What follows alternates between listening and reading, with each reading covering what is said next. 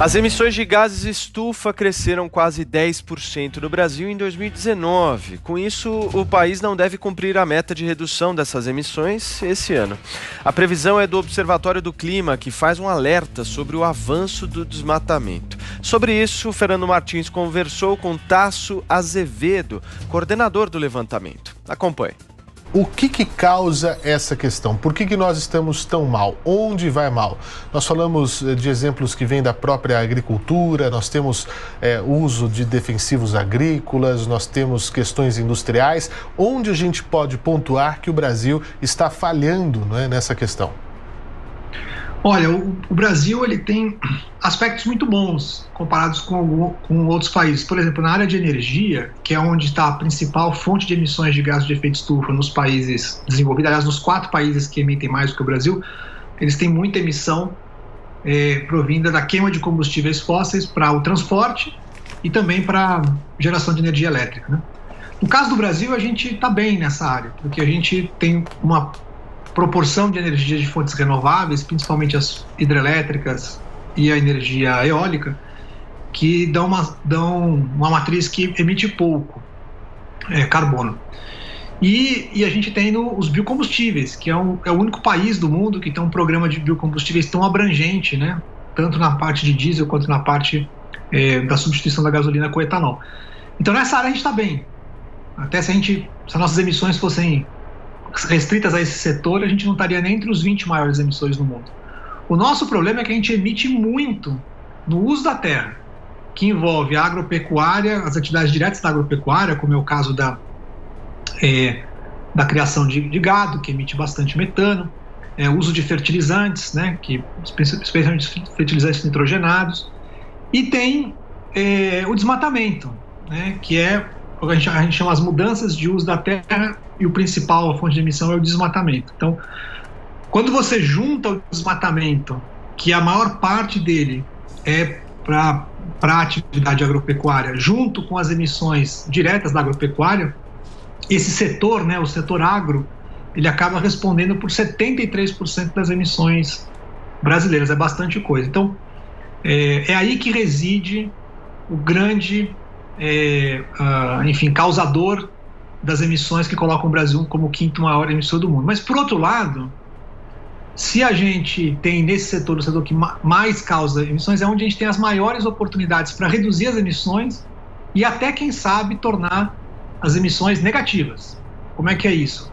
Se a gente parar o desmatamento no Brasil, a gente tiver restauração e regeneração de florestas e, ao mesmo tempo, tem um processo de recuperação das pastagens com aumento de produtividade no campo, a gente é capaz de não só reduzir as emissões, quanto captar mais carbono retirando da atmosfera, o que poderia colocar o Brasil no outro lado, né? Que é o lado dos países que estão capturando mais carbono do que estão emitindo. Agora, Tasso, eu tenho uma outra questão também para levantar contigo a respeito de um recorte que vocês fazem nesse levantamento, que é justamente uma relação que não existe, um crescimento econômico frente a isso, não é verdade? Desmatar, enfim, isso não significa que nós estamos melhores na economia. Não, inclusive, na história recente do Brasil, houve uma desconexão completa desses temas, né? Por exemplo, o período que o Brasil mais reduziu o desmatamento, que foi entre 2004 e 2010, 11, também foi o período de maior crescimento recente no país. E depois que nós paramos de crescer, né, temos a famosa década perdida, né, que é essa última década, foi o período que começou a estagnar a economia e aumentar o desmatamento. Não que a estagnação da economia provoque o desmatamento, mas o que certamente não é verdade é que desmatar é necessário para crescer a economia. Pelo contrário, como o desmatamento no Brasil é essencialmente uma atividade ilegal, mais de 99% do desmatamento, por exemplo, em 2019, tem fortes elementos de ilegalidade, ele é uma demonstração de falta de governança, de falta de controle, de irregularidades, que não é bom para nenhuma economia. Então, quando cai o desmatamento, significa que a gente está tendo uma economia que é mais regular, mais formal, mais organizada, e inclusive que gera, né, uma melhor imagem para o país, para os nossos produtos, e, portanto, é benéfico para a economia. Então, no mundo atual, a gente eliminar o desmatamento, praticar uma agricultura sustentável, a gente só tem a ganhar com isso, tanto internamente quanto externamente. Justamente sobre essas questões que eu gostaria também de traçar com você, Tasso, a respeito de protocolos. Nós temos uma política nacional sobre mudança de clima que tem 11 anos, né, ela é de 2009, inclusive com projeção de finalização para esse ano, de 2020. Nós estamos cumprindo isso, não estamos? Nós temos protocolos internacionais também. Como é que fica essa questão, Tasso, quando a gente fala de protocolos, tanto os nossos internos como os internacionais? O Brasil pode sofrer algum tipo de sanção? Nós podemos ter alguma questão internacional em cima disso? Com relação à Política Nacional de Mudanças Climáticas, não. Ela cria um constrangimento, obviamente, porque o Brasil assumiu essa meta de redução de emissões para 2020 em 2009, durante a Conferência de Copenhague, né, de clima, inclusive o compromisso de redução do desmatamento, e depois isso foi sacramentado na lei, como você bem lembrou, a lei da Política Nacional de Mudanças Climáticas foi aprovada no dia 29 de dezembro de 2009, né, bem no finalzinho do ano. Então, ao não cumprir, a gente está inadimplente com a nossa própria política implementada em lei, de um lado, e de outro lado tem um constrangimento internacional do Brasil não cumprir um compromisso que foi ele mesmo que propôs. Agora, tem uma outra parte, que é o compromisso do Brasil junto ao Acordo de Paris. O Acordo de Paris ele já tem um outro formato, né? É um acordo que praticamente todos os países do mundo são signatários, né? Os Estados Unidos deve estar voltando agora, se confirmada a eleição do Joe Biden, os Estados Unidos volta à convenção, então realmente praticamente todos os países estariam envolvidos, e os países apresentam seus compromissos.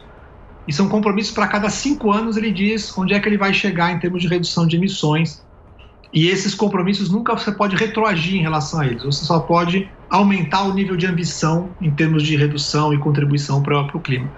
Então o Brasil tem uma meta para 2025, é uma meta que ainda podemos atingir até 2025, basta que a gente controle o desmatamento e estimule o reflorestamento e, fundamentalmente, a gente pratique uma agricultura de baixo carbono, como a gente diz, né? Uma agricultura que regenera o solo, que promove o uso mais intenso e organizado do solo e não a gente tenha solos degradados. Então, fazendo isso, e a gente tem toda a tecnologia para fazer, o Brasil sabe reduzir o desmatamento, já fez isso historicamente, né? Entre 2004 e 2010, 2012, foi 80% de redução do desmatamento. A maior redução que já foi feita, né, de emissões de gases de efeito estufa no mundo aconteceu nesse período. O Brasil tem toda a tecnologia de agricultura tropical para fazer ela com baixos níveis de emissão. Então acho que o Brasil tem todos os elementos para fazer a coisa certa. Agora precisa ter vontade política para fazer, né? Quando a gente tem esses sinais contraditórios, né, que você diz, queremos controlar, mas a gente acha que, quer dizer, vamos ser complacentes com garimpo em terra indígena, por exemplo, que é absolutamente ilegal. Ou quando a gente não efetiva, né, as multas e os embargos sobre as atividades que estão praticando ilegalidades, a gente está dando sinais trocados, né? É muito importante que a gente tenha em todos os níveis, né, no nível federal, no nível estadual, no nível municipal, a gente tenha um foco bem direcionado em a gente ter as práticas sustentáveis necessárias para a redução das emissões.